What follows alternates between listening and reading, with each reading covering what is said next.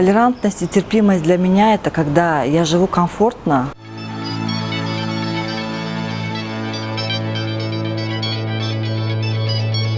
свободно и удобно, при этом делая так, живя так, чтобы и другому человеку, да, моему соседу, моему товарищу, другому гражданину Кыргызстана было также комфортно, свободно и удобно жить, не задевая ничьи чувства, не задевая ничьи, скажем, гордость, достоинство, и при этом уважая все традиции и культуры этого человека. И при этом я также жду в ответ, что будут уважать мои чувства, мою культуру, мой язык и мои традиции нашего народа. В личностном плане, например, я очень уважаю, ценю религиозных женщин, которые покрыты, они выбрали вот эту дорогу, что они покрываются, что они соблюдают религиозные практики. В то же время я ожидаю, что они тоже будут уважать мои светские принципы, мой выбор.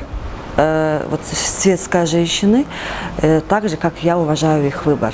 Сейчас вот же мы все глобализуемся, весь мир глобализуется, идут миграционные потоки.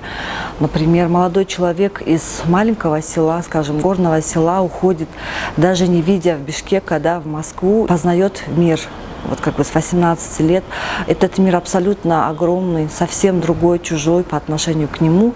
То, что он видел раньше, то, что он видит сейчас, совершенно другое. И мне кажется, чтобы вот сохранить свое, глубоко вот свои ценности, принципы, люди создают вокруг себя оболочку, что вот я, мое, свое, это уникальное. И мне кажется, радикализм и вот эти все щетинистость выходит как раз-таки из того, когда люди в глобальном мире хотят сохранить свою культуру.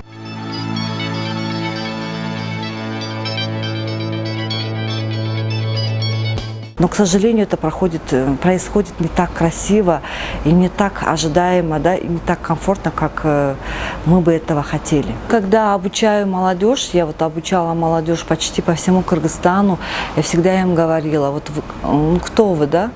Они говорили, мы патриоты. Я говорю, не надо любить Кыргызстан, говорить, я люблю Кыргызстан, да? Давайте вместо этого почистите арыки в своем сообществе, уберите мусор, посадите дерево. И это будет истинный патриотизм, нежели вы будете 100 раз и 1000 раз говорить, я люблю Кыргызстан, я буду за него горой. Я вот всегда провожу эти чувства. Надо воспитывать молодежь не просто словами. Мне кажется, уже настало время, когда старшее, среднее поколение действиями, поступками уже, да, убрать тот же мусор, посадить дерево, да, вот если чтобы предотвратить изменение климата, нужно каждому человеку на земле посадить 15 деревьев. Взрослые мужчины нашего Кыргызстана, сообщества не посадят по 15 деревьев, не начнут такую акцию.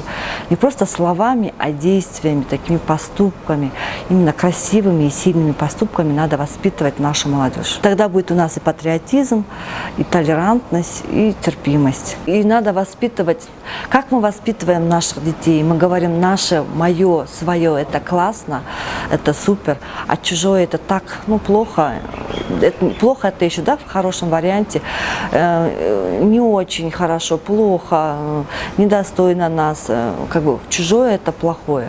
Когда мы вот этот стереотип, как родители, изживем себе и будем воспитывать своего ребенка, что и ты, и он, и она, и другой человек равные, одинаковые, но разные, и при этом как бы разнообразие делает наш мир и красивее, и богаче. Мне кажется, тогда наши дети будут понимать. И все-таки я за интернациональный класс обучения, за многоязычное образование, когда ребенок говорит на нескольких языках сразу. Можно, например, кыргызский язык учить на кыргызском языке, да, вот кыргызскую литературу на кыргызском языке, русский язык на русском, биологию, скажем, на английском и так далее. Да? То есть полиязычное образование тоже очень играет большую роль.